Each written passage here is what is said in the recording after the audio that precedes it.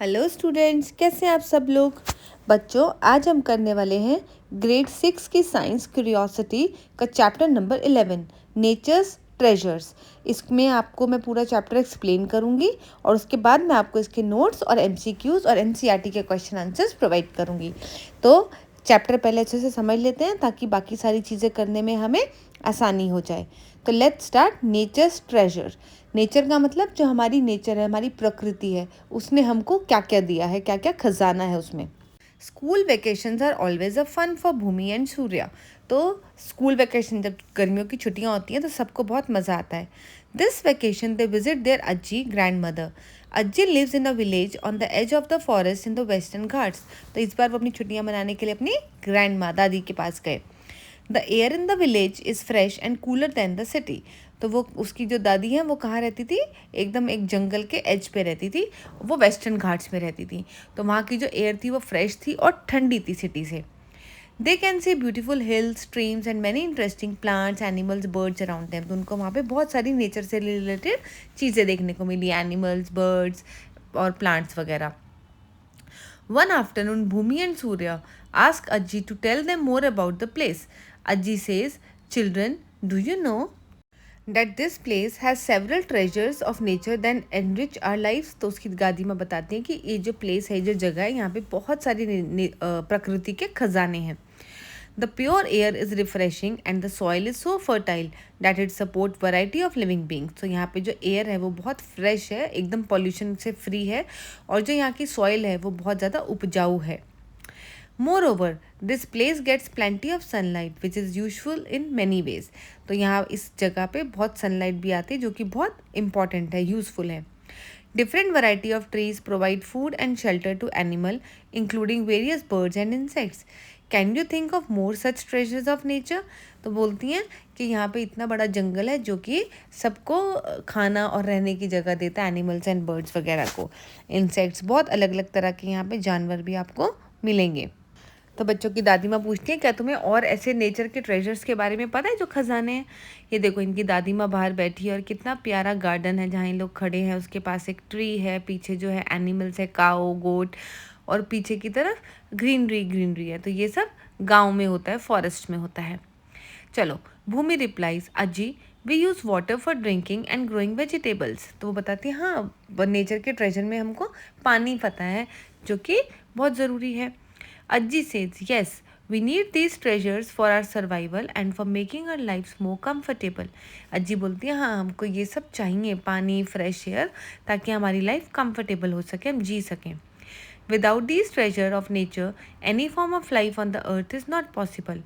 तो इन जो नेचर ने हमको एक गिफ्ट दिए हुए हैं, एयर, पानी, इन सब के बिना, सॉइल, इन सब के बिना हमारी लाइफ धरती पर इम्पॉसिबल है। We all are part of the nature. हम सब नेचर के ही पार्ट हैं। Ajji explained the importance of air around us and how it is essential for our survival. Let us find out more about air. तो अज्जी उनको बताती है कि जो हमारे अराउंड एयर है वो कितनी इंपॉर्टेंट है। अगर एयर साफ़ होगी तो हम फ्रेश एयर अंदर ब्रीथ करेंगे, हमारे लंग्स हेल्दी रहेंगे और हमारी बॉडी भी हेल्दी रहेगी। अगर इसमें पॉल्यूशन वगैरह होगा तो हमें बहुत तकलीफ़ हो जाएगी और बहुत अलग अलग तरह की बीमारियाँ भी हो जाएंगी। अब हम पढ़ेंगे एयर के बारे में। One morning Bhumi and Surya see Ajji performing सब ब्रीदिंग एक्सरसाइजेज। तो एक दिन अज्जी जो थी सुबह सुबह ना प्राणायाम वगैरह, योगा वगैरह कर रही थी। वो सांस वाली जो ब्रीदिंग एक्सरसाइज होती है वो कर रही थी। अज्जी आज them to join her. Ajji ने बोला, तुम भी मेरे साथ आके बैठो। She says, I am taking deep breaths in and letting them out. This help me in getting more fresh air and in lungs to stay healthy. तो वो कहती हैं कि मैं लंबी लंबी सांसें अंदर खींच रही हूँ ताकि मेरे पास अंदर फ्रेश एयर पहुँच जाए और मेरे जो लंग्स हैं, मेरे फेफड़े जो हैं वो हेल्दी रहें। Bhumi and Surya sit with Ajji and start taking deep breath. वो भी अपनी अज्जी के साथ, ग्रैंड माँ के साथ बैठ गए और लंबी लंबी सांसें अंदर खींचने लगे। Let us also perform a breathing exercise. तो चलो हम सब भी एक ब्रीदिंग एक्सरसाइज करते हैं। तो बेटा, ब्रीदिंग एक्सरसाइज कैसे करते हैं, आराम से चौकड़ी मार के बैठ जाओ और स्ट्रेट होनी चाहिए आपकी बैक, और नाक से एक लंबा सा सांस खींचो अंदर की तरफ और ट्राई करो कि आप उसे होल्ड कर पाओ। ठीक है, तो कितनी भी देर होल्ड कर पाओ उतना ठीक है। ये नहीं कि तुम ज़बरदस्ती उसको होल्ड करके बैठे हो। और उसके बाद उस सांस को धीरे धीरे बाहर छोड़ दो। तो ये होती है आपकी ब्रीदिंग एक्सरसाइज। तो आप एक नाक बंद करके भी कर सकते हैं, फिर दूसरी नाक बंद करके उस एक्सरसाइज को रिपीट कर सकते हैं। Now let us experience. Take a deep breath in and then breathe out slowly. एक लंबी सांस भरो और उसको धीरे धीरे बाहर छोड़ो। Take a deeper breath in again. एक और deep breath दोबारा से लो। Hold your breath for as long as you can and then breathe out slowly. Try करो उसको होल्ड करने का ब्रेथ को, सांस को, और उसके बाद धीरे धीरे उसे छोड़ दो। How long can you hold your breath? तो कितनी देर तक तुमने अपनी ब्रेथ रोकी उसको सेकेंड्स में अपने मोबाइल पर देखो। How do you feel when you hold your breath? तो जब आपने अपनी ब्रेथ को रोक के रखा सांस को, तो आपको कैसा फील हुआ? ऐसे लगा ना कि एकदम से मतलब छोड़ दें अभी और नहीं होल्ड हुआ है, हो रहा है, ऐसा हो जाता है। तो बच्चों इतना लंबा सांस मत रोकना कि तुम्हें कुछ प्रॉब्लम हो जाए। From this activity we find that it is difficult to hold a breath for long time. तो हम ज़्यादा देर तक अपनी वैसे भी सांस रोक नहीं सकते। The air which we breathe in has oxygen. Our body needs oxygen to perform its functions. When we hold our breath for a long time, the body does not get enough oxygen to perform its functions. Thus, we need oxygen for our survival. Similarly, most of the living beings also need oxygen for their survival. तो यहाँ से वो कह रहे हैं कि हमारी जो बॉडी है उसको ऑक्सीजन चाहिए। तो जब आपने सांस अंदर ली, ऑक्सीजन अंदर चली गई, लेकिन अब हमारी बॉडी जो है वो कार्बन डाइऑक्साइड बाहर निकालना चाहती है। तो इसलिए हम जो है ज़्यादा देर तक सांस होल्ड नहीं कर पाते, क्योंकि जो हमारी बॉडी के फंक्शंस हैं वो ठीक से नहीं हो पाते, क्योंकि उसको ऑक्सीजन, इनफ ऑक्सीजन नहीं मिल रही होती। तो इसलिए वो दोबारा ऑक्सीजन लेने के लिए हम तड़प जाते हैं, हमें अनकंफर्टेबल फील होने लगता है। तो ऑक्सीजन वैसे भी बहुत इंपॉर्टेंट है हमारी बॉडी के सारे फंक्शंस करने के लिए। अब येलो बॉक्स में रीड करते हैं। We can survive without food or water for a few days, but we cannot survive without oxygen for even few minutes. ये सही बात है। आप खाना पानी के बिना तो फिर भी रह सकते हो कुछ दिन तक, लेकिन आप ऑक्सीजन के बिना एक सेकंड भी नहीं रह सकते बच्चों। The air which surround the earth is a mixture of gases. आपको पता है जो एयर है हमारे अराउंड वो मिक्सचर ऑफ गैसेस है, और सबसे ज़्यादा इसके अंदर नाइट्रोजन है। ऑक्सीजन जो है वो कम मात्रा में है, लेकिन इतनी है कि जितनी ज़रूरत हमको है उतनी पर्याप्त है।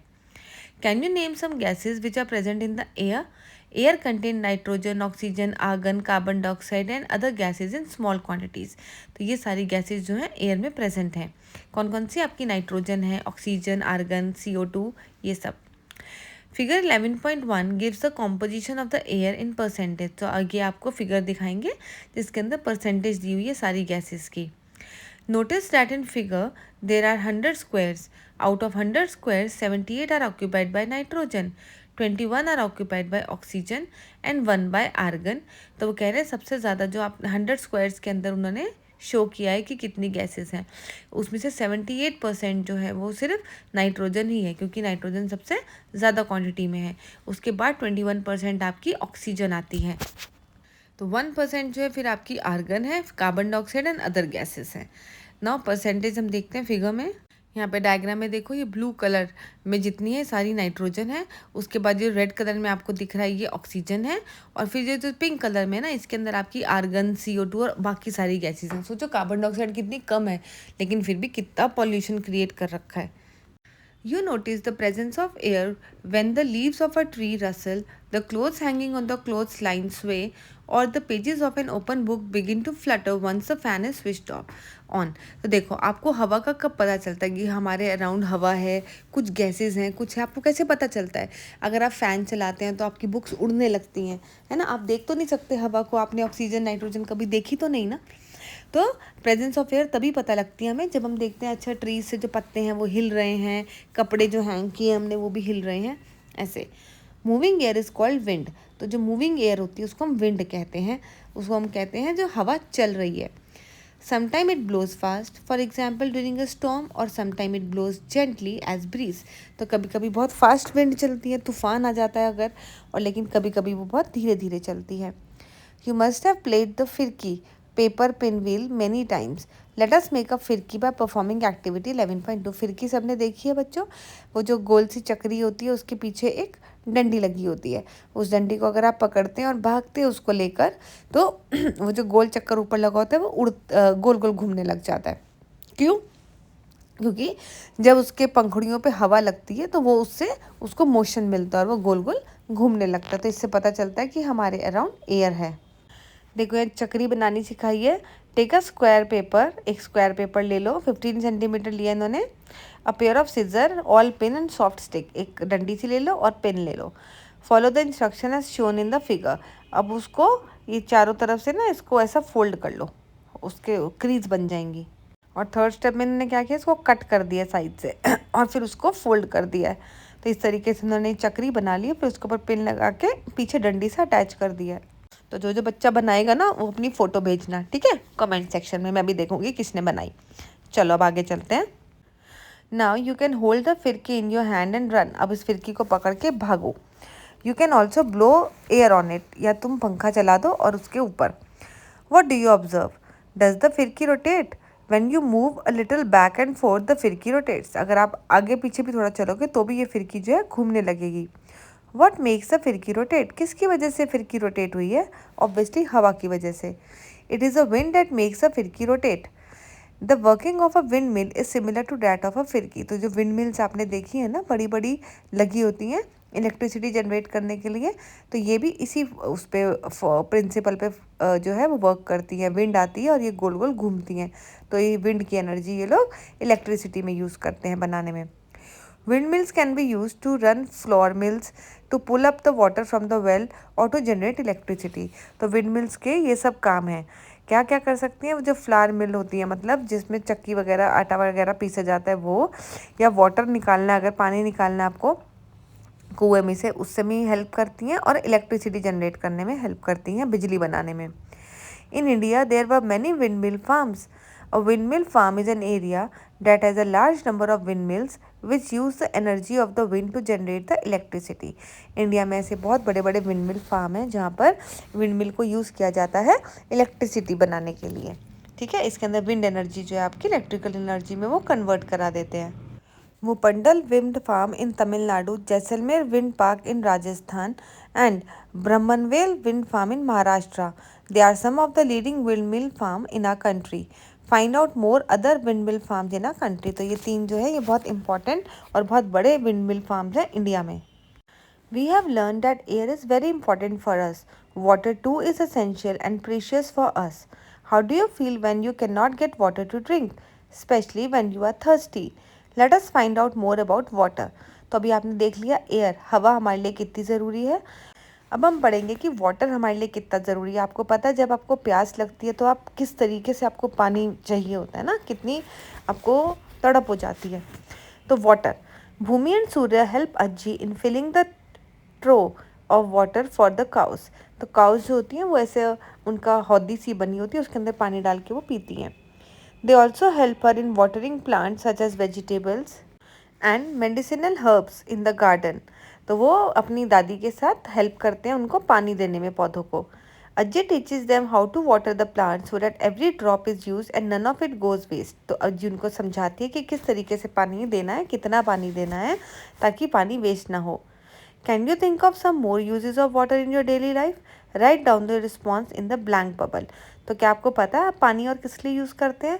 हम पानी पीने के लिए यूज़ करते हैं, कपड़े धोने के लिए, खाना बनाने के लिए, हर चीज़ के लिए पानी चाहिए। नहाने के लिए मीन्स आप सोचो सुबह उठते ही हमको पानी चाहिए। तो सबसे पहले हम ब्रश करते हैं तो पानी चाहिए, फिर नहाते हैं तो पानी चाहिए, फिर हम खाना खाने चाय पीने जाते हैं तो हमको पानी चाहिए, फिर हम स्कूल जाते हैं स्कूल वाटर बॉटल लेके तो पानी चाहिए, फिर हम स्कूल से वापस आते हैं खाना खाते हैं उसमें पानी पीते हैं, शाम को हम कोई जूस या कुछ लेते हैं उसमें भी पानी जाता है। मतलब कपड़े धोती हैं मम्मी पीछे से, झाड़ू पोछा लगाते हैं, सब में पानी की ज़रूरत होती है। We need water for many daily activities such as drinking, cooking, bathing, washing and cleaning. It is also used for growing crops and the industrial purposes.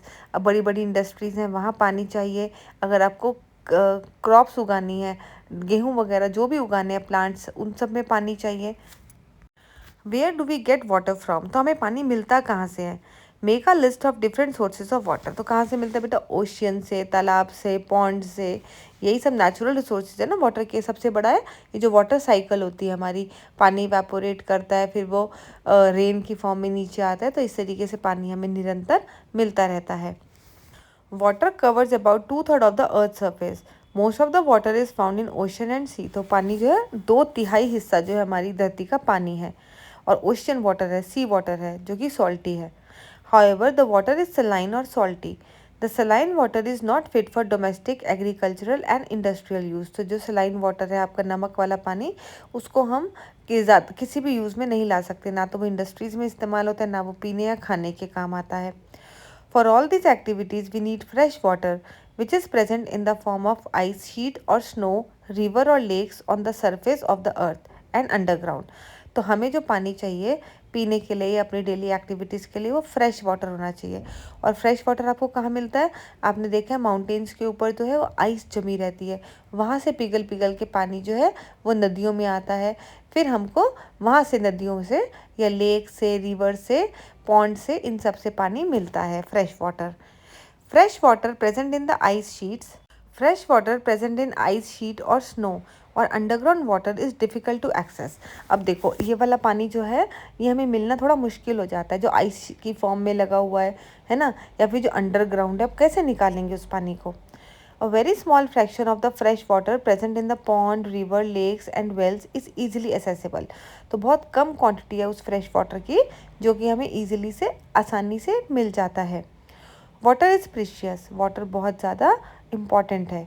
That is why Ajji guides them to use it with care. इसीलिए अज्जी ने उनको बताया कि किस तरीके से बिना wastage के आपको पानी इस्तेमाल करना है. Do you feel that water is being used efficiently in our daily activities? आपको लगता है कि पानी अच्छे से यूज़ करते हो आप? नहीं. जब आप नहाने जाते हो तो अभी गौर करना कि कितना पानी आप लोग वेस्ट करते हो, है ना. नहा तो सकते हो 3-4 मग से ही, लेकिन नहाने के लिए पूरी बकेट, पूरा टब उड़ेल देते हो. चाहिए या नहीं चाहिए कोई मतलब नहीं. Have you observed water being wasted in your daily activities? Let us find out the activity where water is wasted and how this wastage can be reduced. तो आज ही बच्चों पानी सेव करना शुरू कर दो. अगर आपको कुल्ला भी करना है तो उतना ही पानी लो जितने से आपका मुंह साफ हो जाए. बाकी इधर उधर गिराने के लिए पानी यूज़ मत करो.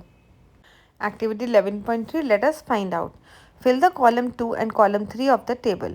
Column 1 में क्या एक्टिविटी, 2 में क्या दिया है, how is water wasted, water कैसे वेस्ट हुआ, और थर्ड में है किस तरीके से आप पानी को वेस्ट होने से बचा सकते हैं.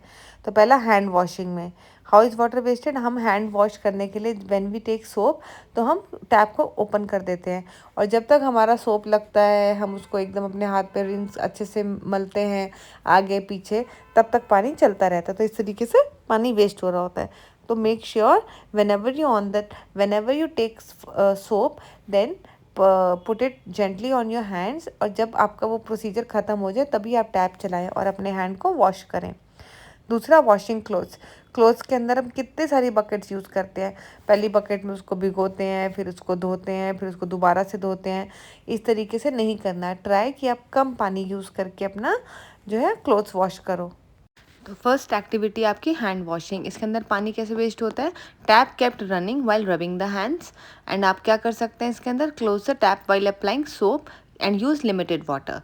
सेकेंड आपका वॉशिंग क्लोथ्स. वॉशिंग क्लोथ्स में क्या होता है, using too much water in the bucket और running machine with few clothes. भाई आपने मशीन तो चला दी लेकिन उसमें बहुत कम कपड़े डाले, तो हम क्या कर सकते हैं, wash full load in machine, use a measured water. जितना पानी चाहिए केवल उतना इस्तेमाल करो. फिर वॉशिंग यूटेंसिल्स, बर्तन धोते हुए, tap left open while scrubbing the utensil. तो आप क्या कर सकते हैं, use the tub, keep the tap off while scrubbing. Then taking shower. Shower में आप लॉन्ग शार लेते हैं, टैप रनिंग अननेसेसरली, बिना बात के टैप चलती रहती है. तो आप क्या कर सकते हैं, take short showers, use bucket instead of shower. तो आप बकेट अगर यूज़ करेंगे तो पानी कम वेस्ट होगा. नेक्स्ट आया आपका cooking. Throwing extra water use for washing vegetable. जो आप वेजिटेबल वगैरह वॉश करते हो आप उस पानी को थ्रो कर देते हो. क्या कर सकते हो, use only required water and use the left over water for the plants. वैसे तो कम ही पानी यूज़ करो, लेकिन अगर जो पानी बच जाता है तो उसको आप प्लांट्स में डाल सकते हो. Then gardening. गार्डनिंग में watering plants with pipe for long time. Pipe से जब आप पानी देते हो तो काफ़ी लंबे समय तक देते रहते हो, तो आप इसको कैसे कम कर सकते हो, use watering can, water in morning evening, use drip irrigation. तो इन सब मेथड से आप पानी को बचा सकते हैं. What conclusions can you draw from the information you gathered in the table? What can you and your family do to reduce the wastage of water? There are many ways to reduce the wastage of water. तो यहाँ पे आपको question आ सकता है, how can you reduce the wastage of water? For example, turning off the tap when not in use, fixing water leakages, recycling water and water harvesting also help in saving water. तो ये सब techniques हैं पानी save करने की. Our country is blessed with numerous rivers, streams, and lakes. Have you ever noticed plastic bags and wrappers floating on the surface of water? तो आपको पता है हमारी जो कंट्री है उसके अंदर बहुत पानी है, भगवान ने बहुत पानी दिया है, लेकिन कभी आपने देखा है कि लोग जो है वाटर बॉडीज़ को गंदा कर देते हैं, उसके अंदर चिप्स वगैरह जो भी खाते हैं उसके पैकेट्स फेंक देते हैं, अपना गार्बेज वगैरह सब पानी में फेंक देते हैं. We pollute fresh water sources by throwing trash, waste material in them. Waste from homes and industries pollute our water sources when it is dumped into them. तो जब भी हम पानी में ये इंडस्ट्रीज़ का या अपने घर का गार्बेज कचरा फेंकते हैं तो पानी हमारा pollute हो जाता है. Identify other human activities that lead to the water pollution. Discuss with your friends in the class what you can do to reduce the water pollution. Polluted water is not fit for consumption by living beings. तो अब आपको बताना है कि किस तरीके से आप वाटर पोल्यूशन जो है वो कम कर सकते हैं, क्योंकि जो गंदा पानी होता है वो आप पी नहीं सकते और जो बाकी के एनिमल्स हैं वो भी उसको कंज्यूम नहीं कर सकते. अगर करेंगे तो सब लोग बीमार पड़ जाएंगे. As fresh water sources are limited, there is shortage of water in many parts of India. At some places, people have to walk long distances to fetch drinking water. तो बेटा आज की डेट में भी ऐसी जगहें हैं, ऐसी विलेजेस हैं जहाँ पर लोगों को पता नहीं कितनी दूर तक चलना पड़ता है पानी के लिए, लेकिन हम सिटीज़ में बैठे हैं तो हमें यहाँ पे पानी बहुत ज़्यादा मिल जाता है, इसलिए हमें उसकी इम्पोर्टेंस का नहीं पता. बट हमें ना तो पानी को पल्यूट करना चाहिए, ना तो गंदा करना चाहिए और ना ही उसको वेस्ट करना चाहिए. Everyone does not have the same kind of access to water. हर एक को इतनी blessing नहीं है कि उसको पानी मिल जाए. It is important for us to conserve water and use it judiciously. तो हमें पानी को बचाना चाहिए और उसको बहुत एहतियात से इस्तेमाल करना चाहिए. We must also prevent it from being polluted so that water remains fit for drinking. और हमें पानी को गंदा भी नहीं करना चाहिए ताकि जो पानी हमें मिल रहा है वो पीने के लिए अच्छा है. In what ways can you conserve water? आप पानी को कैसे बचा सकते हैं? Water harvesting is one of the methods for conserving water. In many buildings, rainwater is collected and stored in large quantities for later use. तो बेटा water harvesting क्या होती है कि जो पानी आ रहा है, जैसे रेन आती है तो वो जो रेन का पानी होता है वो वेस्ट हो जाता है. अगर हम उसको कंजर्व कर लें, किसी अलग अलग तरीके से टेक्निक से उसको बचा लें, उसको कहीं पे स्टोर करके रख लें, तो हम उसको बाद में इस्तेमाल कर सकते हैं. इसे कहते हैं water harvesting. This is called rain water harvesting. तो जब आप रेन वाली पानी को, जो आपकी बारिश आती है, उसको आप बड़े बड़े टैंक्स में स्टोर कर लेते हैं तो उसको रेन वाटर हार्वेस्टिंग कहा जाता है. Do you know that rain water is also harvested in many homes, residential societies. आपको पता है रेन वाटर आजकल हार्वेस्ट करते हैं, उसको रेन वाटर को स्टोर करते हैं, बचाते हैं ताकि हम बाद में यूज़ कर सकें. काफ़ी सोसाइटीज़ में या जहाँ लोग रहते हैं वहाँ पर भी ये सब काम किए जाते हैं. ये देखो आपको इस फिगर में नज़र आ रहा होगा, यहाँ पे स्लोप बनाया हुआ ऊपर उन्होंने ताकि रेन वाटर सीधा आके और वो जो छत सी बनी है उसके अंदर कलेक्ट हो जाए और फिर वहाँ से पाइप्स लगे हैं जो कि टैंक की तरफ जाते हैं ताकि वो सारा पानी कलेक्ट होके फिर टैंक के अंदर इकट्ठा हो जाए और लोग उसको बाद में इस्तेमाल कर सकें. ये देखो schools and it is an old age practice in India. तो बहुत टाइम से ये प्रैक्टिस हो रही है इंडिया में. यहाँ फिगर में देखिए ऊपर से रेन वाटर कलेक्ट हो रहा है और वो यहाँ पे आके नीचे ग्राउंड वाटर में भी जा रहा है ताकि वो ग्राउंड वाटर बन सके और बाद में वो उसको यूज़ कर सकें. फॉर एग्जाम्पल स्टेप वेल्स, जो आपको ये नीचे फिगर दिख रही है ना, ये स्टेप वेल कहते हैं इसको बावड़ी भी बोलते हैं in Rajasthan. And vav in Gujarat they are build for water harvesting as response to the scarcity of water in this region. आपको पता है राजस्थान में कितनी पानी की कमी है, तो वहाँ पर ये बड़ी बड़ी बावड़ियाँ बना दी जाती हैं, बड़े बड़े गड्ढे बना दिए जाते हैं और उसके अंदर जाने के लिए स्टेप होते हैं, सीढ़ियाँ होती हैं, ठीक है, और वहाँ पर पानी कलेक्ट हो जाता है, रेन वाटर जो होता है. These step wells have a unique system of water harvesting. They store not only rainwater but also water seeping from the nearby lakes, ponds or rivers. The wall of the trenches, long, deep holes dug in the ground are lined with the blocks of the stone that allow the seepage of water. तो इसमें क्या होता है बेटा, जो इसकी दीवारें होती हैं साइड की, उसके अंदर वो लंबे लंबे होल्स डग कर देते हैं बिल्कुल डीप ग्राउंड के अंदर तक, ताकि जो पानी है वो ग्राउंड में चला जाए. They are lined with the blocks of stones that allow the seepage of water. Find traditional water harvesting practices in your locality. तो अब आपको ढूंढनी है कि आपके लोकेलिटी में कोई ऐसी प्रैक्टिस होती है जहाँ पे वाटर हार्वेस्टिंग की जाती है या फिर नहीं, उसको आपको ढूंढना है. World water day is observed on 22 March every year. Find out its importance. तो वर्ल्ड वाटर डे जो होता है ना वो 22 मार्च को होता है एवरी ईयर। चलो ना, in the chapter a journey through states of water we have learned about the water cycle where sun plays an important role in the evaporation of water. तो आपने वाटर साइकिल के बारे में आप जानते हैं। वाटर साइकिल क्या होती है बेटा? जैसे वाटर होता है आपका लेक्स, रिवर्स, ओशन में, ये इवेपोरेट होता रहता है कंटिन्यूसली। तो इवेपोरेट होता है, उसके बाद वो कंडेंस हो जाता है। कंडेंसेशन के प्रोसेस में क्या होता है, ये दोबारा से पानी की ड्रॉपलेट्स में कन्वर्ट हो जाता है। और जब ये पानी की ड्रॉपलेट्स बहुत ज़्यादा होती हैं तो वो क्लाउड की फॉर्म ले लेती हैं।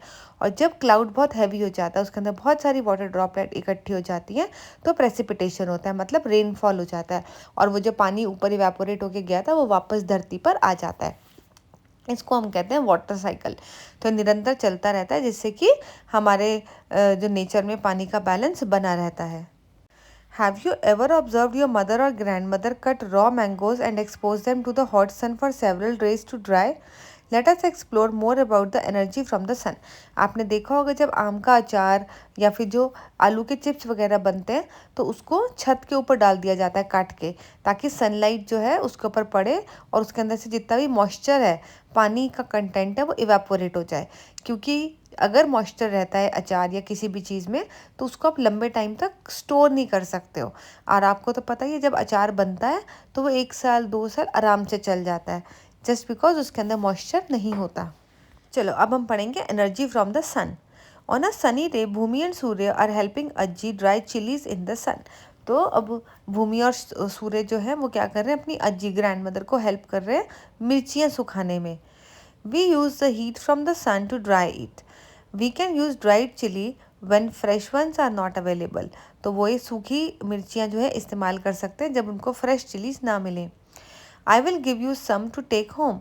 Do you know that the sun is the main source of energy on the earth. तो उनकी अज्जी कहती हैं कि मैं तुमको भी थोड़ी सी चिलीज घर ले जाने के लिए दे दूँगी। अच्छा, तो अब वो कहती हैं कि तुम्हें मालूम है जो सन है वो मेन सोर्स ऑफ एनर्जी है आपकी अर्थ के ऊपर।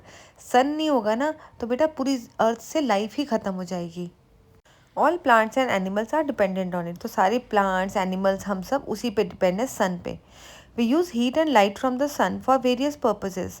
What are some of the activities for which we need heat and light. तो आपको पता है हम हीट, लाइट सब चीज़ों के लिए सन पे ही डिपेंडेंट रहते हैं। भूमि draws some pictures to show the use of heat and light from the sun. Help her by adding more examples. Draw the pictures and write their descriptions in the space provided. तो वो कह रहे हैं अब आपको क्या बताना है कि हीट एंड लाइट से क्या क्या चीज़ें होती हैं और हमको सन की एनर्जी से क्या फ़ायदा होता है, क्या यूजेस है उसके।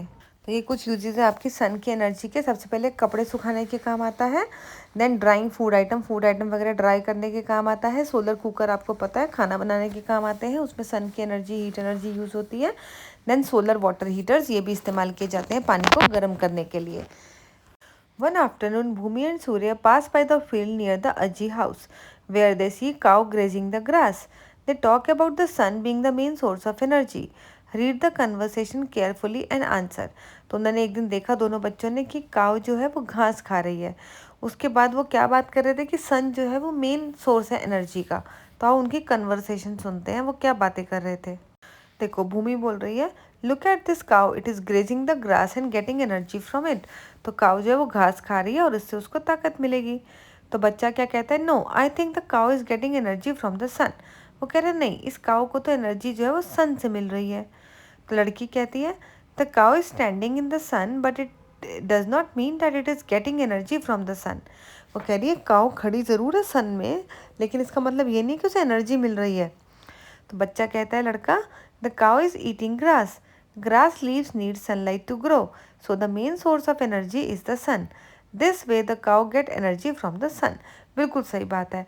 काऊ जो है उसको, जब वो घास जो खा रही है वो घास उगी कैसे, क्योंकि सनलाइट पड़ी उसके ऊपर, सन की एनर्जी से ही घास उगी, जिसे खाकर काऊ जो है तंदुरुस्त हो रही है। ठीक है, तो सन एक्चुअली में मेन सोर्स है आपका एनर्जी का। सन नहीं होगा तो ना तो बेटा प्लांट्स उगेंगे, ना एनिमल्स होंगे, ना ह्यूमन बींग्स होंगे, कुछ नहीं होगा। Sunlight helps plant prepare the food. The sun also provide all the living beings on the earth with the heat and light. It is their main source of energy. तो सन ही है main source of energy, वही help करता है plants को grow करने में जिन्हें हम खा के बड़े हो रहे हैं। In many households in India, water is offered to the sun early in the morning as an expression of gratitude to the sun. आपको पता है सूर्य को जल चढ़ाना चाहिए रोज़, तो उससे क्या होता है कि हम उनको थैंक यू बोलते हैं कि थैंक यू कि आप रोज़ आते हैं और हमारी लाइफ अच्छे से चल पाती है. Next, have you ever seen solar panels on the rooftops, on the top of the street lights or the traffic signal? कभी आपने देखे हैं ट्रैफिक सिग्नल या स्ट्रीट लाइट्स वगैरह के ऊपर सोलर पैनल लगे हुए होते हैं? The solar panels capture the sun energy and produce electricity. Energy from the sun can also be directly used for cooking in the solar cooker or for heating water in a solar water heater. तो ये सब आपके सन की energy के uses हो गए. अगर आपको और भी लिखने पड़े तो जो सोलर पैनल्स जो होते हैं ना, वो जो लाइट्स वगैरह के ऊपर लगे हुए होते हैं, वो आपकी सन की एनर्जी को इलेक्ट्रिकल एनर्जी में कन्वर्ट कर देते हैं. दूसरा, जो आपकी सोलर कुकर या फिर आप सोलर वाटर हीटर होते हैं, तो इनके अंदर सन की एनर्जी से ही आपका पानी गर्म हो जाता है, आपके पास पहुंचता है और खाना भी पक जाता है. तो इन चीज़ों में भी सोलर एनर्जी का इस्तेमाल किया जाता है. Now what will happen if the sun is not visible for few days? We may have to depend on artificial lightning during the day time also. मान लो सन आ ही नहीं रहा, सन ने कहा मैं तो छुट्टी पे जा रहा हूँ, तो सोच सकते हो क्या हो सकता है. मतलब हम सुबह ही नहीं होगी सबसे पहले तो, राइट. अंधेरा ही रहेगा, हमें टाइम से ही पता चलेगा कि स्कूल जाने का टाइम हो गया है. फिर हम उठेंगे और अंधेरा होगा, फिर हम टॉर्च लाइट से तो बाहर जाएंगे पूरा दिन. अभी कुछ दिन तक तो चलो तुम्हारे पास खाने पीने का सामान होगा, लेकिन जब सनलाइट ही नहीं होगी तो पेड़ पौधे ये सब तो अपना खाना भी नहीं बना पाएंगे, ना ही ये फिर बड़े होंगे, ना ही क्रॉप्स वगैरह बड़ी होंगी, कुछ नहीं होगा. थोड़े टाइम के बाद पूरी की पूरी जो सृष्टि है वही ख़त्म हो जाएगी. ना खाना होगा, ना आपको सनलाइट मिलेगी, ना ही पानी इवेपोरेट होगा, ना ही वाटर साइकिल चलेगी, ना खाने का साइकिल चलेगा, कुछ नहीं होगा और लाइफ पूरी डिस्टर्ब हो जाएगी. तो we can not imagine life without sun. तो ये सब चीज़ें बेटा इतनी नेचुरल चीज़ें हैं जो हमें गिफ्ट मिली हैं गॉड से, एंड हम इस चीज़ को ब्लेसिंग नहीं समझते. हम इन चीज़ों को सिर्फ वेस्टेज करना जानते हैं, लेकिन हमें इन सब चीज़ों के लिए ग्रेटफुल होना चाहिए कि नेचर ने हमको इतना सब दिया है, राइट. चलो, one can not imagine life on the earth without the sun. The sun is the main source of energy on the earth. तो सन जो है सबसे इम्पॉर्टेंट सोर्स ऑफ एनर्जी है, उसी से ही पूरा चल रहा है सब काम. Plants get energy from the sun and produce food. Plants को भी एनर्जी कहाँ से मिलती है? सनलाइट, तभी तो वो अपना खाना बनाते हैं और हमको खाना देते हैं. Animal eat plants and grow. Animals वही प्लांट्स खाते हैं और ग्रो करते हैं. We get food from both plants and animals. हम क्या हैं, हमें प्लांट से भी खाना मिलता है, एनिमल से भी मिलता है ना. प्लांट से हमें सब फ्रूट्स वेजिटेबल्स ये सब मिलता है, और एनिमल से हमको मिल्क, एग, चिकन, फिश ये सब मिलता है. This cycle on the earth is possible due to the sun. So we are all dependent on the sun as the main source of energy. Where do we find a large variety of plants and animals? Let us explore. तो हम सब कहीं ना कहीं से सन पर ही dependent अपनी energy के लिए.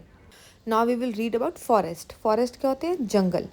One morning अज्जी takes Bhumi and Surya for a walk in the forest. एक दिन अज्जी उनको फॉरेस्ट में लेके चली गई, जंगल में लेके गई.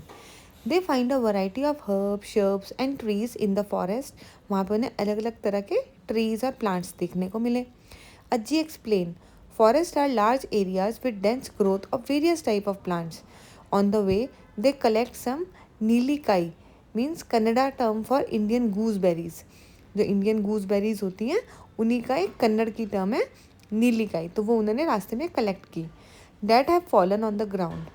अज्जी tells them, we have a tradition in the village not to pluck fruits from the trees. They are left for the animals and birds to eat. तो अज्जी बोलती हैं कि हमारे जो ये विलेज है इसके अंदर एक ट्रेडिशन है कि हम लोग ना ट्री से फ्रूट्स नहीं तोड़ते, वो हमने एनिमल्स और बर्ड्स वगैरह के लिए छोड़ रखे कि वो खाएंगे, जो नीचे गिर जाते हैं हम केवल वही फ्रूट्स खाते हैं. तो गूसबेरी बेटा एक छोटा सा आंवला होता है ना, आंवला उसकी तरह दिखने वाला फ्रूट होता है, लाइट ग्रीन से कलर का, और इसको आपको थोड़ा पका के खाना पड़ता है, और ये बहुत विटामिन सी में बहुत ज़्यादा अच्छा होता है, तो आपकी इम्यूनिटी बूस्ट करता है. ये देखो ये बच्चे कैसे अपनी दादी माँ के साथ गूसबेरीज उठा रहे हैं. पीछे देखो कितने प्यारे प्यारे एनिमल्स हैं, इधर स्क्विरल है, उधर पीछे डीर है, उधर काऊ ग्रेस कर रही है. तो मतलब कितना अच्छा माहौल है, ऐसा तो हमें सिटी में देखने को मिलता ही नहीं. Now discuss with your friends and make a list of at least 5 products that we get from the forest. तो फॉरेस्ट से हमें क्या क्या मिलता है बेटा? आप बताओ, वुड मिलता है, फ्रूट्स मिलते हैं, वेजिटेबल्स मिलती हैं, और क्या मिलता है हमको, रबर भी मिलता है जो लेटेक्स वगैरह होता है। फिर आपको डिफरेंट टाइप की मेडिसिन्स मिलती हैं, मेडिसिनल हर्ब्स होते हैं ना, वो भी मिलते हैं वहाँ पर। Now, forests are the natural home for many wild animals, including birds and insects. तो फॉरेस्ट जो है वो नेचुरल होम भी है कितने सारे आपके इंसेक्ट्स का, बर्ड्स का, एनिमल्स का, वो रहते हैं वहाँ पर। Forest provide foods and shelter to them.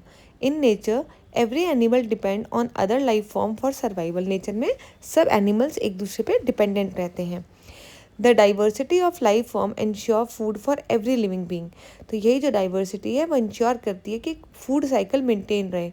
जैसे प्लांट्स जो हैं वो डायरेक्ट सनलाइट से अपना खाना बनाते हैं, फिर वो हमको फ्रूट्स देते हैं, फिर एनिमल्स वगैरह वो प्लांट्स खाते हैं, एनिमल्स ग्रो करते हैं, फिर प्लांट से हमको भी खाना मिलता है, फ्रूट्स, वेजिटेबल्स, एनिमल से हमको दूध, दही, चिकन, ये सब कुछ मिलता है, ठीक है, एग मिलता है। फिर जो एनिमल्स होते हैं, जो बड़ा एनिमल होगा वो छोटे एनिमल को खा जाएगा। तो इस तरीके से पूरी चेन चलती है। अब सोचो, प्लांट ही नहीं होंगे तो एनिमल्स भी नहीं होंगे, एनिमल नहीं होंगे, ह्यूमन बीइंग भी नहीं होंगे, तो पूरी साइकिल डिस्टर्ब हो जाती है ऐसे। The diversity of life form ensure food for every living being. However, over the year the forest cover has been decreasing, mainly due to the human activities like large scale cutting of the trees. तो अब क्या हो रहा है, ये तो पूरा food chain maintain करता है, लेकिन आजकल क्या हो रहा है, जो फॉरेस्ट हैं वो बहुत कम हो गए हैं क्योंकि लोग पेड़ काटे जा रहे हैं, बिल्डिंग्स बनाए जा रहे हैं। It takes many years to grow a new forest और रिस्टोर द लॉस्ट फॉरेस्ट।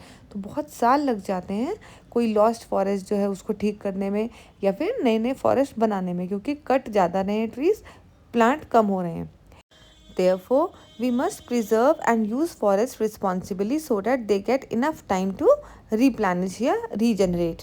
तो हमें जो फॉरेस्ट हैं उनको बहुत अच्छे से इस्तेमाल करना है। कैसे करना है, मान लो आप 2 ट्रीज़ काट रहे हो वहाँ पे, तो 4 वहाँ पर बो कराओ ताकि थोड़े टाइम के बाद वो भी ग्रो कर जाएं, ठीक है। तो जितने ट्रीज़ आप काट रहे हो उससे ज़्यादा डबल या ट्रिपल अमाउंट में आप उस वहाँ पे ट्री लगा कर आओ। इसी तरीके से फॉरेस्ट जो है वो रिप्लेनिश हो पाएंगे, रीजनरेट हो पाएंगे। Van Mahotsav is a week long event celebrated across the country during the month of July. तो जुलाई के महीने में वन महोत्सव नाम का एक बहुत बड़ा सा फेस्टिवल होता है जो कि पूरे इंडिया में होता है। It is the forest festival during which new plant and trees are planted and awareness about respecting forest is raised. तो इसके अंदर प्लांट्स की अच्छी बातें बताई जाती हैं, फॉरेस्ट हमको कैसे हेल्प करते हैं, इन सब के बारे में चर्चा होती है और बहुत सारे प्लांट और ट्रीज उगाए जाते हैं। The aim of the event is to increase the green cover. You too can plan a one महोत्सव in your community. तो बेटा आप भी वन महोत्सव तो कहीं भी कभी भी मना सकते हैं, ऐसा नहीं है इसके लिए आपको डेट देखनी है या कुछ ऐसा करना है। आप कभी भी वन महोत्सव मना सकते हैं, आप कभी भी प्लांट्स उगा सकते हैं अपने घर में, अपनी लोकेलिटी में, गार्डन में जाके। तो प्लांट्स बहुत ज़रूरी हैं हमारे लिए। What are the consequences of cutting a large forest area? Make a presentation or do a role play or write a story or a poem that shows what could happen if we continue to cut down trees in our forest. अगर बेटा forest cut करते रहे और ऐसे ही buildings बनाते रहे और नए नए फॉरेस्ट या नए नए प्लांट्स, ट्रीज आपने नहीं उगाए, तो एक टाइम ऐसा आएगा कि पूरी की पूरी सृष्टि जो है वो बंजर हो जाएगी। आपके पास, आपको पता है फॉरेस्ट जो होते हैं वो अर्थक्वेक ना आए उसके लिए भी सॉइल को बाइंड करके रखते हैं। तो ये सब चीज़ें हटने लगेंगी, लैंडस्लाइड्स होने लगेंगे और खाना पूरी वाइल्ड लाइफ जो है वो आपकी डिस्टर्ब हो जाएगी, एनिमल्स वगैरह का सारा हैबिटेट, शेल्टर निकल जाएगा।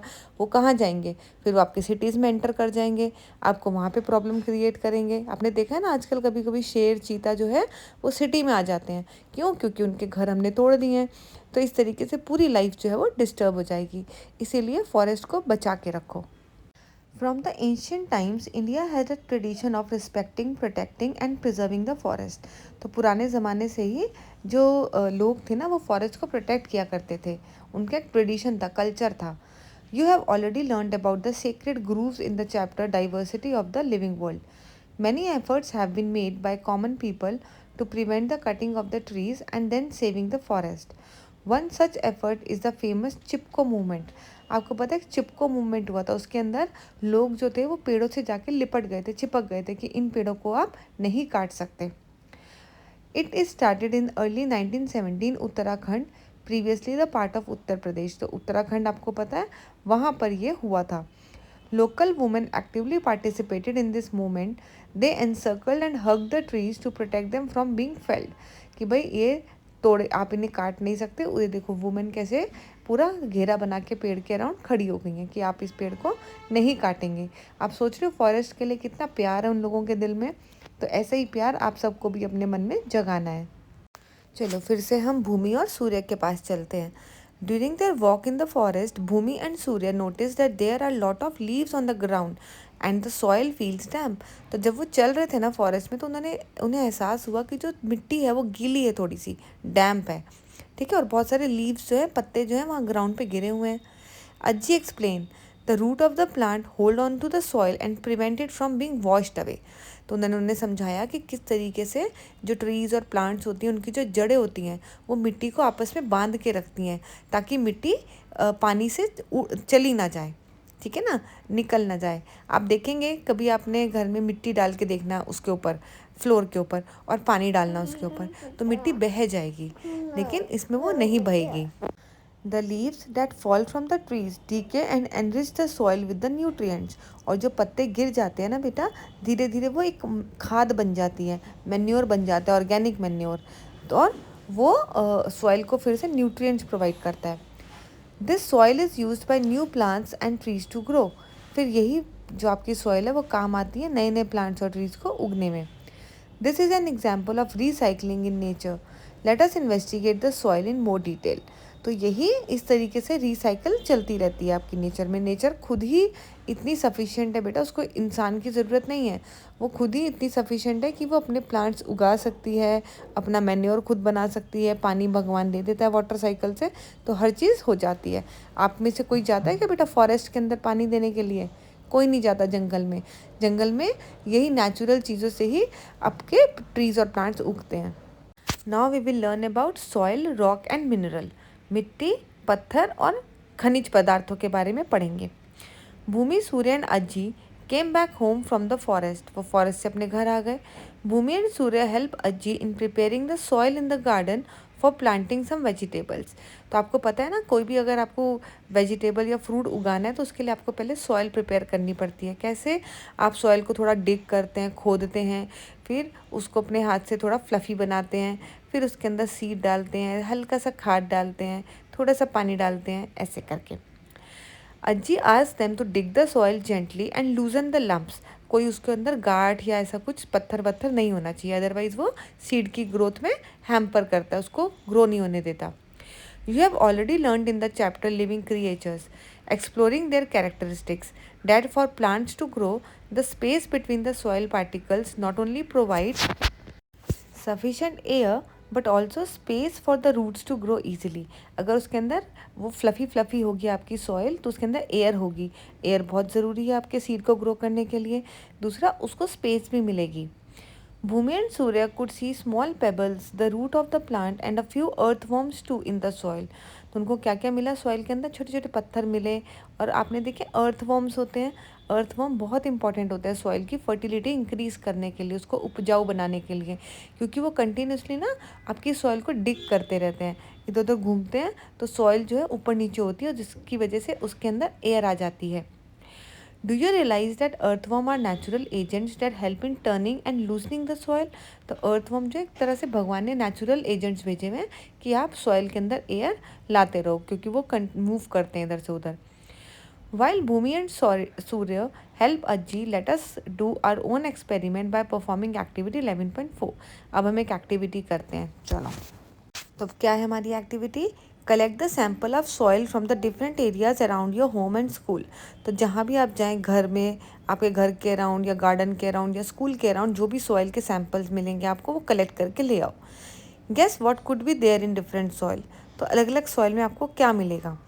Observe carefully each soil sample and note its colour. Touch each soil sample and feel its texture.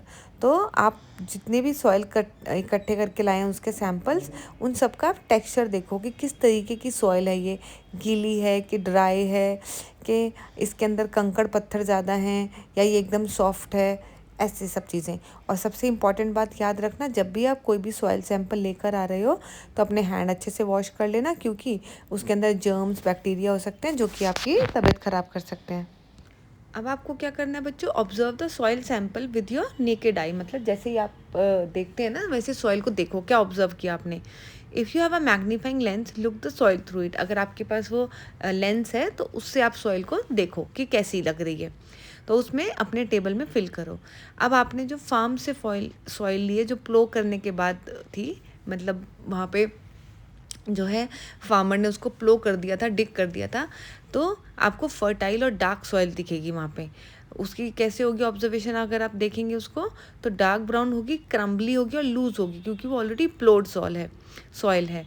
तो ऑब्जर्वेशन जब आप मैग्नीफाइंग ग्लास से देखेंगे तो आपको उसमें ऑर्गेनिक बिट्स दिखेंगे, सॉइल दिखेगी, मतलब फर्टाइल सॉइल रहेगी आपकी, उसके अंदर पत्थर कंकड़ ऐसी चीज़ें आपको नहीं दिखेगी।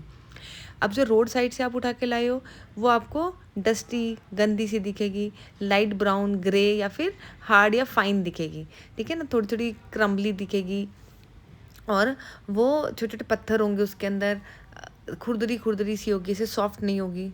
तो मैग्नीफाइंग ग्लास से देखेंगे तो आपको उसके अंदर रॉक फ्रेगमेंट्स दिखेंगे, पत्थर के कण दिखेंगे।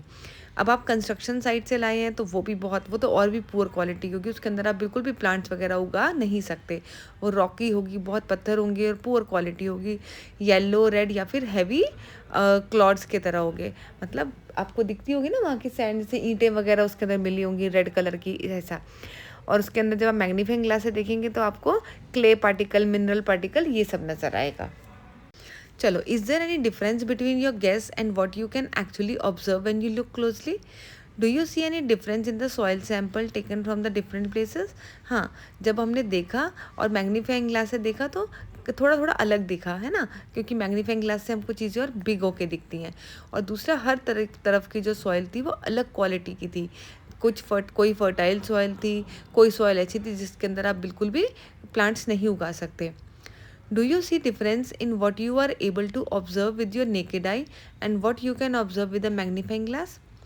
There are many things in the soil such as sand, insect and worm. तो soil के अंदर बहुत सारी चीज़ें होती हैं, मिट्टी होती है, sand पता है ना, रेत होती है, worms होते हैं, earthworms.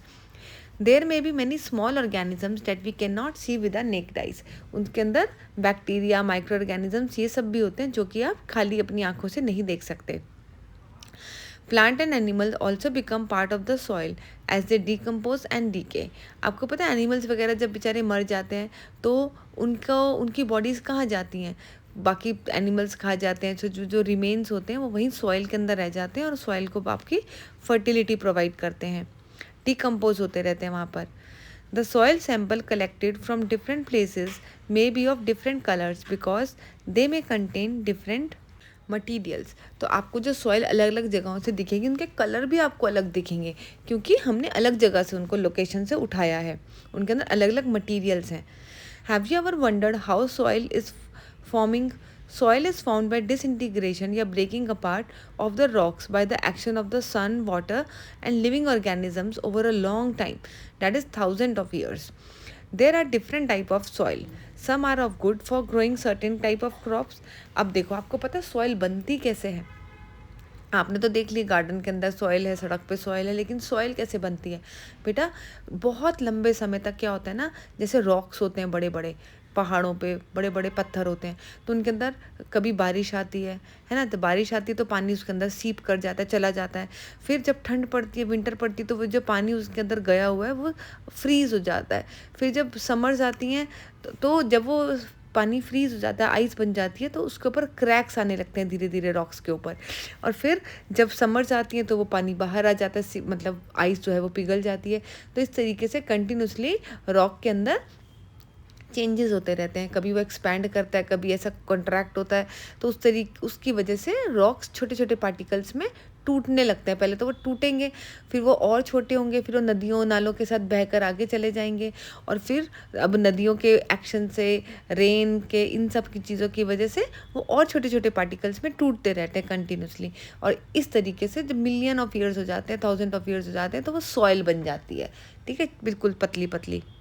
और अब हर तरह की सॉइल में आप प्लांट्स नहीं उगा सकते, बहुत डिफरेंट टाइप की सॉइल जाती हैं जिसके अंदर आप कुछ पर्टिकुलर क्रॉप्स ही उगा सकते हो। तो some soil is good for growing certain type of plants while some are good for making bricks for the building. तो कोई सॉइल होती है जो कि प्लांट्स उगाने के अच्छे काम आती है, कोई सॉइल होती है जो कि ईंटें बनाने के काम आती है बिल्डिंग्स के लिए। Forest have a variety of soil. Soil is a precious treasure that support biodiversity. तो फॉरेस्ट के अंदर बहुत डिफरेंट डिफरेंट वैरायटी की सॉइल होती है।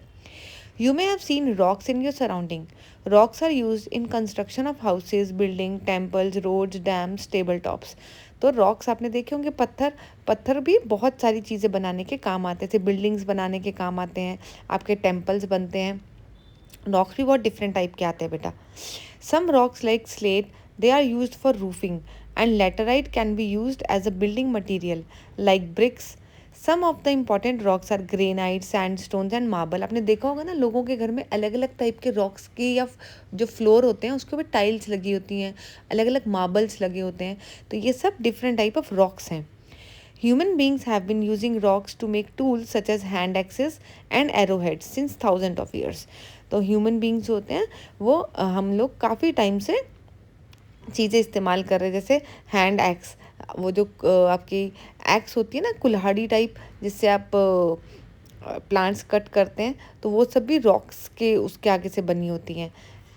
फिर जो आपके तीर होते हैं उसके आगे भी वो पतला सा नुकीला सा पत्थर टाइप लगाते हैं ताकि एनिमल्स जब उसको लगे तो वो मर जाए। तो ये सब चीज़ें बहुत पुराने टाइम से चली आ रही हैं। तो यहाँ पे आप इम्पॉर्टेंट पॉइंट है कि अलग अलग टाइप के रॉक्स की क्या यूजेस है वो आप पढ़ें।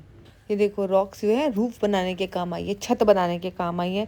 ये लैटेराइट रॉक है which is use as bricks. जो ईंटें जो हैं जिससे बनती है ना, वो लैटेराइट रॉक होता है आपका। फिर आपका हैंड एक्सेस आए, ये पुराने ज़माने में लोग टूल्स इस्तेमाल करते थे, पेड़ काटना है या कोई भी काम करना है। फिर ये एरो हेड्स हैं मेड फ्रॉम द स्टोन से ये जो तीर होते हैं उसके ऊपर का जो हेड होता है वो बना है ना। What are rocks made up of? Rocks किसके बनते हैं बेटा? They are made up of minerals. ठीक है, खनिज पदार्थ वगैरह जो होते हैं, मिनरल्स होते हैं, उनसे जो है रॉक्स बनते हैं हमारे। तो मिनरल्स होते हैं बेटा वो हम नहीं बना सकते, वो नेचुरली ही अकर करते हैं, नेचुरली बनते हैं वो। Inorganic material means non living चीज़ें होती हैं, ये हार्ड होती हैं, जैसे iron, copper, gold, silver, salt, ये सब आपके मिनरल्स में इंक्लूड होता है। Minerals are use in the manufacturing of airplanes, cars, jewellery, cosmetic. तो मिनरल्स हैं इन सब चीज़ों में भी इस्तेमाल होते हैं इनको बनाने के लिए। क्या? एयरप्लेन्स वगैरह, कार, ज्वेलरी, कॉस्मेटिक का जो सामान होता है उनके अंदर भी मिनरल्स होते हैं। तो ये सब बनाने के काम आते हैं। अब इलेक्ट्रिकल एंड इलेक्ट्रॉनिक इक्विपमेंट्स, तो इन सब में भी मिनरल्स का काम होता है। For example the basic mobile phone that we use contain about dozen of mineral like gold, silver, copper, cobalt etcetera. तो हमारे मोबाइल फ़ोन के अंदर ये सब चीज़ें इस्तेमाल की हैं। कभी आपने सोचा होगा कि गोल्ड, सिल्वर, इन सब की छोटी छोटी वायर्स, कनेक्शंस, ये सब इनसे बनते हैं। देखो, ये नेचुरली अकरिंग गोल्ड है जो फर्स्ट पिक्चर दिखाई इन्होंने, और दूसरी सब मिनरल्स फाउंड इन नेचर। तो आप देख रहे हैं कैसे स्टोन्स टाइप, रॉक टाइप बने हुए, अलग अलग कलर के हैं, इनऑर्गेनिक मटेरियल होते हैं और ये नेचुरली ही बनते हैं। तो ये हमको मिलते कहाँ से? मिनरल्स रॉक से मिलते हैं, रॉक की फॉर्म में ही होते हैं। Rocks play a vital role in our life. It takes 1000 to million of the years to form rocks. मैंने आपको बताया कैसे रॉक्स बनते हैं, तो इस प्रोसीजर में पूरे मिलियन ऑफ ईयर्स लग जाते हैं। Therefore it is important to conserve and use them responsibly. इसलिए आपको उन्हें बहुत अच्छे से इस्तेमाल करना है, जुडिशली, दिमाग से, वेस्ट नहीं करनी कोई भी चीज़ जो नेचुरली अकरिंग है। Do you know how rocks and minerals are transported from one location to another? Most of the vehicles that we use for transportation use fossil fuels. Let us explore more about the fossil fuel. तो पहले अब हम पढ़ते हैं fossil fuel क्या होते हैं। तो देखो यहाँ पे कैसे व्हीकल्स वगैरह जो हैं, सब कार वगैरह खड़ी हैं पेट्रोल भरवाने के लिए, कोई डीजल भरवाने के लिए खड़ा हुआ है। तो फॉसिल फ्यूल क्या होता है बेटा? नेचुरल फ्यूल्स होते हैं जो किससे बनते हैं? Dead plants and animals remains से बनते हैं over a long period of time. जब वो डीके होते हैं, डिकम्पोज होते हैं और अर्थ के अंदर दबे पड़े रहते हैं मिलियन ऑफ ईयर्स के लिए। कैसे होते हैं, किस किस टाइप के होते हैं? जैसे कोल हो गया, ये भी आपका एक फॉसिल फ्यूल है। पेट्रोलियम, नेचुरल गैस, ये सब आपको धरती में से मिलता है, ओशियंस में से मिलता है आपको पेट्रोल। तो ये क्रूड ऑयल मिलता है हमको, ठीक है ना। तो फिर हम उसको प्रोसेस करके ऐसा बनाते हैं कि वो हम अपने व्हीकल्स में यूज़ कर सकें। क्रूड क्या होता है बेटा? कच्चा, रॉ ऑयल। तो अभी ये सब टाइप के फॉसिल फ्यूल हो गए। तो इनके फीचर्स क्या होते हैं? They take million of years to form, they are found deep inside the earth. बहुत सारे साल लगते हैं इन्हें बनने में और पूरा अर्थ के काफ़ी नीचे जाके हमें मिलता है। नॉन रिन्यूएबल होते हैं, ये बार बार नहीं रिप्लेनिश हो सकते। एंड और जब आप इन्हें जलाते हैं तो ये एनर्जी प्रोड्यूस करते हैं, तभी तो आपकी पेट्रोल वगैरह जब गर्म होते हैं जलते हैं तभी तो आपका गाड़ी चलाते हैं। और बेटा ये बहुत जुडिशली यूज़ करने हैं आपको, क्योंकि ये दोबारा रिप्लेनिश नहीं होते, इन्हें मिलियन ऑफ ईयर लगते हैं बनने के लिए। तो इन्हें बहुत आराम से इस्तेमाल करो, धीरे धीरे जितना चाहिए उतना ना। Surya, why do different type of vehicles go to different filling station? वो कह रही है अलग अलग टाइप के व्हीकल अलग अलग जगह क्यों जाते हैं? बच्चा बोलता है the reason is that they use different type of fuels, for example petrol diesel. तो अलग व्हीकल्स को, किसी को CNG चाहिए, किसी को पेट्रोल डीजल इस टाइप से चाहिए, तो सब अलग अलग फिलिंग स्टेशन पे जाते हैं। Now let us explore more about it by performing activity 11.5. Let us conduct a survey. Conduct a survey of vehicles in your neighborhood. Which type of vehicle are there? What type of fuels do they use? Record the information that you collect in table 11.3. तो आप अपने पड़ोस में जाओ, देखो कौन कौन से व्हीकल्स वो यूज़ कर रहे हैं, कि कोई कार यूज़ कर रहा होगा, कोई बाइक यूज़ कर रहा है, किसी को डीजल चाहिए, किसी को पेट्रोल चाहिए, किसी को CNG चाहिए। तो ये सब आप अपनी नोटबुक में लिख लो। What are the most common type of fuel used? Petrol and diesel are the two most widely used fuels for vehicles. So सबसे ज़्यादा commonly used, widely used कौन सा है? Petrol and diesel. Petrol, diesel and kerosene they are obtain from petroleum. ये सब petroleum से बनता है। हमको पेट्रोलियम क्या होता है बेटा? Crude oil. ये हम बाद में पढ़ेंगे कि किस तरीके से क्रूड ऑयल से हम लोग ये सब चीज़ें एक्सट्रैक्ट कर सकते हैं, ठीक है। चलो, petroleum along with the natural gas and coal are commonly called as fossil fuels. तो पेट्रोलियम, उसके साथ नेचुरल गैस और कोल होता है, इन सबको हम मिलके क्या कहते हैं? Fossil fuels. They are formed essentially from the remain of the microorganism and plants that got buried deep inside the earth and were converted into petroleum, natural gas and coal. तो जो डेड प्लांट्स, एनिमल्स, ये सब होते हैं, जब ये buried हो जाते हैं, अर्थ के अंदर घुस जाते हैं, अर्थ के अंदर चले जाते हैं, तो क्या होता है? मिलियन ऑफ ईयर में ये डिकम्पोज होते रहते हैं और धीरे धीरे इनसे ये सब चीज़ें बनती हैं। पेट्रोलियम बनता है, नेचुरल गैस, कोल, ये सब बनता है। It take million of year for these fuels to form. तो ये एक दिन का काम नहीं है, बहुत कई सालों पहले का ये शुरू हो जाता है काम। Natural gas is use for cooking and generating electricity. Natural gas आपको पता है खाना बनाने के काम आती है, इलेक्ट्रिसिटी जनरेट करने के काम आती है। Nowadays it is also used in the form of compressed natural gas CNG as a fuel for vehicles. तो नेचुरल गैस को आजकल हम CNG की तरह भी इस्तेमाल करते हैं, जो कि CNG के बहुत सारे व्हीकल्स होते हैं ना बेटा, उसके भी अलग अलग फिलिंग स्टेशंस हैं। तो ये इसकी फुल फॉर्म क्या है? Compressed natural gas. ये भी इंपॉर्टेंट है, कर लेना। It is a cleaner fuel that petrol और डीजल। तो ये CNG जो है, इसका कोई धुआं वगैरह भी नहीं होता, कुछ प्रॉब्लम नहीं होती, ये पेट्रोल और डीजल से क्लीन होता है। Coal is mainly use for the production of electricity. Coal आपको पता है आजकल उसमें भी यूज़ करते हैं लोग, तंदूर वगैरह में रोटी बनाते हैं, उसमें यूज़ करते हैं, होटल्स वगैरह में इस्तेमाल होता है, और सबसे इम्पॉर्टेंट इसका यूज़ होता है इलेक्ट्रिसिटी जनरेट करने के लिए। It is found in several parts of India. Find out the major coal producing states and mark them in the map of India. तो ये इंडिया में काफ़ी प्रोड्यूस होता है कोल, तो आपको मैप, इंडिया का एक मैप लो और देखो कहाँ कहाँ पे कोल प्रोड्यूस हो रहा है और उसको उसमें मार्क करो। Earlier, coal, wood and dung cakes were used as fuels for cooking. Nowadays, less polluting natural gas and liquefied petroleum gas is used. Liquefied petroleum guys have gradually replace these domestic fuels. तो LPG ने ये सब चीज़ें जो है replace कर दी हैं। आजकल कोई भी कोल या फिर ये कावडंग जलाकर खाना नहीं बनाता, सब लोग यहाँ पे अपनी गैस ही इस्तेमाल करते हैं, क्योंकि वो इजी भी है, स्मोक भी नहीं आती उसके अंदर और इजीली खाना पक जाता है। Fossil fuels are found in limited quantities. Fossil fuels बेटा बिल्कुल लिमिटेड क्वांटिटीज़ में है, मीन्स ये रिप्लेनिशेबल रिसोर्स नहीं है। Hence, we will soon run out of the fossil fuel if we continue to use them in the manner that we are currently doing. तो आजकल की दुनिया ज़माने में हम लोग बहुत ही बुरे तरीके से चीज़ों का इस्तेमाल करें, हमें कोई इंपॉर्टेंस नहीं है बेटा उन चीज़ों की, लेकिन अगर हम ऐसे ही करते रहे तो फिर बहुत जल्दी ये चीज़ें ख़त्म हो जाएंगी और हमें इनसे हाथ धोना पड़ेगा। हाथ धोना मतलब साबुन से हाथ धोना नहीं, हाथ धोने का मतलब है कि हमें मिलेंगे नहीं और फिर हम खाली बैठे रहेंगे। फिर कैसे हम अपने व्हीकल्स, कैसे हम अपनी स्कूटी वगैरह चलाएंगे अगर हमारे पास पेट्रोल ही नहीं होगा तो to avoid such situation, we need to explore alternate sources of energy. तो ऐसी सिचुएशन ना आए तो आपको एक और सोर्स ऑफ एनर्जी इस्तेमाल करो। जैसे आजकल क्या हो रहा है, इलेक्ट्रिक स्कूटीज़ आ रही हैं, इलेक्ट्रिक कार्स आ रही हैं, तो उसमें इलेक्ट्रिसिटी वो लोग यूज़ कर रहे हैं, पेट्रोल डीजल ये सब इस्तेमाल नहीं कर रहे। सोलर एनर्जी से चलने वाले व्हीकल्स आ रहे हैं कि आप उनको धूप में चार्जिंग कर सकते हैं और फिर आप चला सकते हैं। तो नई नई टेक्नोलॉजीज़ आ रही हैं, तो ये सब का बहुत ज़रूरी है आना, अदरवाइज़ हमारे को फॉसिल फ्यूल, हमारे कोई फ्यूल्स वगैरह मिलने जल्द ही बंद हो जाएंगे। To avoid such situation, we need to explore alternate source of energy. तो ऐसा ना हो तो हमें alternate कोई दूसरा source of energy ढूंढना पड़ेगा।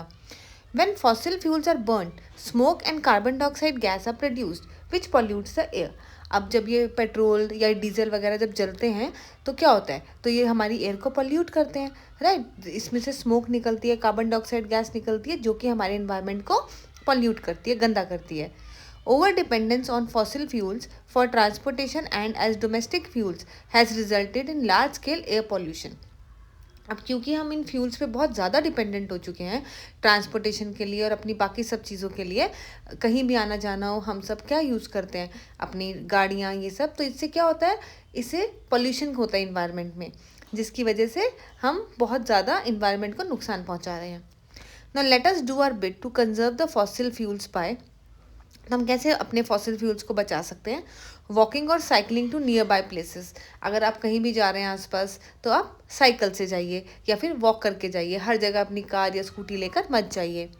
यूजिंग पब्लिक ट्रांसपोर्ट यूज़ करो, क्योंकि बसेस वगैरह तो चल ही रही हैं, तो आप उसको यूज़ करेंगे तो फॉसिल फ्यूल बच जाएंगे।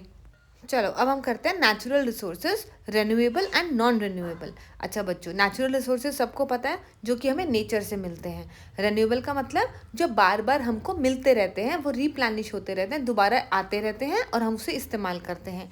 लेकिन नॉन रिन्यूएबल कौन से होते हैं, जो एक बार बन चुके हैं उसके बाद वो हमें मिलियन ऑफ ईयर्स तक दोबारा नहीं मिलेंगे, ख़त्म हो जाएंगे, ठीक है, तो वो होते हैं नॉन रिन्यूएबल। तो nature treasure fulfil our needs, they are essential resources to sustain all life forms on the earth. तो जो भी नेचर ने हमको दिया है, सनलाइट, वाटर, फ्यूल्स, ये सब बहुत इंपॉर्टेंट है, plants. For example we get heat and light from the sun. अब हीट एंड लाइट हमें सन से मिल रही है। अब सन तो रेन्यूएबल रिसोर्स है ना हमारा, रोज़ सन निकलेगा, रोज़ हमको हीट एंड लाइट मिलेगी, उसमें हमको कोई भी कमी नहीं आने वाली है। इसको पढ़ते हैं। For example we get heat and light from the sun, water from the river and food from the plant and animal. These resources which we get from nature are called natural resources. तो ये सारे आपके natural resources हो गए। सन आपका natural resource है, आपको heat energy मिल रही है, लाइट मिल रही है, रिवर से आपको पानी मिल रहा है, प्लांट्स एंड एनिमल से आपको खाना मिल रहा है। तो ये सब नेचुरल रिसोर्सेज हैं, क्योंकि नेचर हमें प्रोवाइड कर रही है। We also use natural resources to make many useful things for our convenience. तो अपनी सहूलियत के हिसाब से हमने नेचुरल रिसोर्सेज से काफ़ी सारी चीज़ें भी बनाई हैं।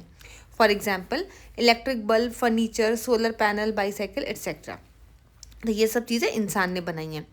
They make our life comfortable, तो इनकी वजह से हमारी लाइफ काफ़ी कंफर्टेबल हो गई है।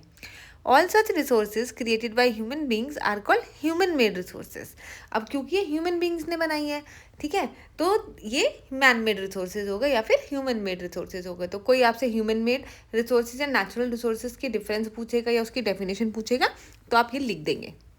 You have learned about various natural resources such as air, water, energy from the sun, forest, soil, rock, minerals and fossil fuels. Some of these natural resources get replenished through natural process over a period of time. तो इनमें से कुछ natural resources जो हैं वो replenish हो जाते हैं, दोबारा आ जाते हैं, दोबारा बन जाते हैं और हमको मिलते रहते हैं, ठीक है। तो ये हो गए आपके रेन्यूएबल रिसोर्सेज, मतलब वो वाले रिसोर्सेज जो रिन्यूड हो जाते हैं, दोबारा आ जाते हैं, दोबारा रीप्लेनिश हो जाते हैं या फिर रिस्टोर हो जाते हैं, तो over a certain period of time उनको हम रेन्यूएबल रिसोर्सेज बोलते हैं। यहाँ से ये डेफिनेशन जो मैंने मार्क करी है ना बेटा, वो लर्न कर लेना। Ajay told Bhumi and Surya that they could collect only those नीलिकाई that had fallen on the ground. तो वो जो गूसबेरीज इकट्ठी करे थे ना, तो अज्जी ने उनको बोला था कि जो नीचे गिर गई हैं केवल वही उठानी है। This makes sure that there would be enough fruits for the animals and birds. तो इससे वो हो जाएगा कि जो एनिमल्स एंड बर्ड्स हैं उनके लिए बहुत सारा फ्रूट होगा। The seeds from the dropping of the animal and the bird would enable new trees to grow, though it would take some years before we get fruit from these new trees. तो वो बोल रही हैं जो animals वगैरह इन fruits को खाएंगे, फिर जो वो सीड्स नीचे गिर जाएंगे तो उससे क्या होगा, वो दोबारा सॉइल में जाएंगे और कुछ सीड्स जो है वो प्लांट बन के, ट्रीज बन के हमें बाद में कुछ समय के बाद फ्रूट्स दे देंगे। तो मतलब ये बार बार आ रहे हैं आपके पास फ्रूट्स, है ना, रिन्यूएबल रिसोर्स है। Thus, resources which get renewed, replenished or restored within a reasonable period of time are called renewable resources. तो इन्हें हम renewable resources कहते हैं। Air, water, forest are some of the example of renewable natural resources. तो ये आप examples भी इसके लर्न कर लेंगे। Nature renews them, we should use our natural resources judiciously. Although nature इसको रिन्यू करता है, लेकिन फिर भी हमें इन्हें बहुत अच्छे सावधानी पूर्वक यूज़ करना चाहिए। सावधानी क्या करेंगे, जैसे मान लो आपने कोई ट्रीज काटे, ठीक है, आपको पता है हमको ट्रीज तो मिलते रहेंगे, उगते रहेंगे, बट कैसे उगेंगे, अगर आप उनको प्लांट करके आएंगे। अगर आपने एक ट्री उखाड़ा है तो कम से कम 4 से 5 ट्री उसको जगह नए बो कर आइए, ठीक है। On the other hand fossil fuels take million of years to form. तो इनको तो मिलियन ऑफ ईयर्स लग जाते हैं फॉसिल फ्यूल्स को बनने में। They are found in limited quantities and once use they get exhausted. आपको पता है एक बार पेट्रोल जला तो उसके बाद वो गया, उसके बाद तो दोबारा नहीं आने वाला वापस। They are not produced or replenished within a reasonable period of time. तो अब मिलियन ऑफ ईयर तक तो आप जिंदा रहने वाले हैं नहीं, हमारी उम्र कितनी होगी, 60, 70, 80, 90, इससे ज़्यादा तो नहीं जी पाएंगे ना। तो उसको मिलियन ऑफ ईयर्स लग जाते हैं, तो हमारी तो जनरेशन उनको भी नहीं मिल पाएगा, इसलिए उनको बहुत अच्छे से आपको ध्यान से इस्तेमाल करना है। They are not produced or replenished within a reasonable period of time. These resources are called non renewable resources. तो इन्हें हम नॉन रिन्यूएबल रिसोर्सेज बोलते हैं, ये इसकी डेफिनेशन कर लेना। एग्जाम्पल्स क्या नॉन रिन्यूएबल के, mineral, oil, rock, coal, petroleum and natural gas, ये सब नॉन रिन्यूएबल रिसोर्सेज के एग्जाम्पल हैं, ये भी आप लर्न करेंगे। Now resources we use. It is time for Bhumi and Surya to go back to home after a wonderful holiday at Ajji's home. अब Ajji home के पास उन्होंने खूब सारी छुट्टियां मनाई, अब वो वापस अपने घर जा रहे हैं।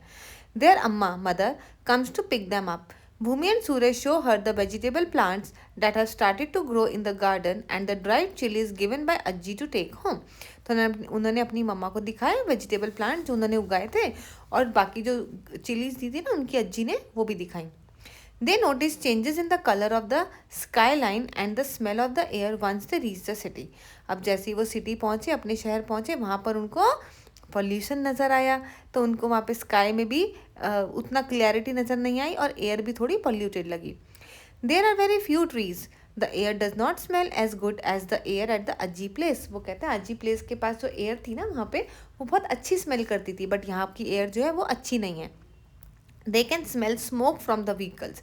व्हीकल्स पे पता है ना आपको, जब वो चलते हैं तो स्मोक, एक अजीब सी पेट्रोल की स्मोक आती है, गंदी सी। The air is polluted, air जो है वहाँ पे बहुत पॉल्यूशन है। Amma says yes when we use fossil fuels in our vehicles. तो अम्मा कहती है हाँ, जब हम फॉसिल फ्यूल्स यूज़ करते हैं अपने व्हीकल्स में तो इसी तरीके की स्मोक निकलती है, जिसकी वजह से एयर में पॉल्यूशन आ जाता है। उनकी मामा क्या बोलती हैं, yes when we use fossil fuel in our vehicle smoke is generated. जब भी हम फॉसिल फ्यूल यूज़ करेंगे तो स्मोक आती है। Now there are vehicles which cause less pollution. तो आजकल इलेक्ट्रिक व्हीकल्स भी आ गए हैं जो कि पॉल्यूशन कम करते हैं। For example there are electric vehicles that do not release any smoke, so people are making an effort to create alternatives. Can you list some alternatives for reducing air pollution. तो अगर आप भी कोई alternative सुझा सकते हैं तो ज़रूर बताइए, ठीक है। We use many natural resources in our everyday life. Let us identify some resources that we use by performing activity 11.6. अभी एक्टिविटी क्या है, Let us make a list of natural resources used. कौन कौन से natural resources हम use करते हैं। Make a list of activities do in your daily life and write down the natural resources used directly or indirectly for each activity. In table 11.4, some items are already filled in. Using them as a guide fill the remaining blank rows. तो देखते हैं क्या है table में। ये natural resources used हैं, activity दी हुई है इसमें वॉशिंग क्लोथ्स, और कौन सा नेचुरल रिसोर्स यूज़ कर रहे हैं हम इसके अंदर, वाटर। इसी तरीके से मेकिंग क्ले टॉयज, इसके अंदर हम क्या यूज़ करते हैं, सॉइल या फिर क्ले।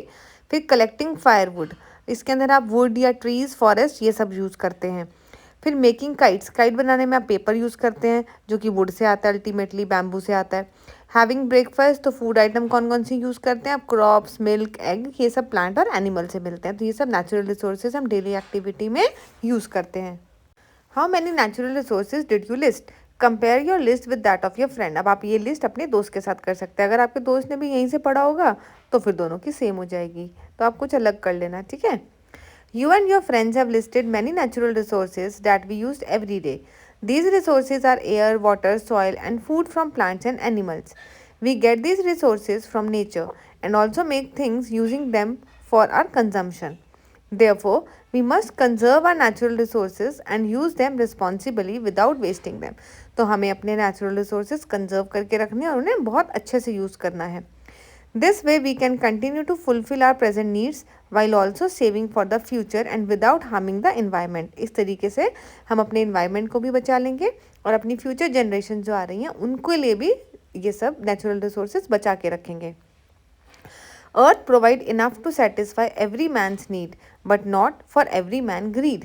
तो इसका क्या मतलब है, हमारी जो धरती माता है उसने हमको बहुत दिया है कि हर एक की ज़रूरत पूरी हो सके, लेकिन अगर इंसान लालच करेगा तो लालच किसी का भी पूरा कभी नहीं हो सकता. तो आप भी बच्चों कभी लालच नहीं करना, ठीक है. ये बात कही थी हमारे M.K. गांधी जी ने, मोहनदास करमचंद गांधी. तो वो कहते हैं कि सब लोगों को बिल्कुल भी लालची नहीं होना चाहिए. अब हम करेंगे summary points. Resources required for our survival are provided by nature. तो जो भी रिसोर्सेज चाहिए हमको जीने के लिए वो हमारी नेचर प्रोवाइड करती है. Resources provided by nature are called natural resources. तो जो रिसोर्सेज हमें नेचर प्रोवाइड करती है उनको हम नेचुरल रिसोर्सेज कहते हैं. Third point, some important natural resources are air, water, energy from sun, forest, soil, rock, mineral and fossil fuels.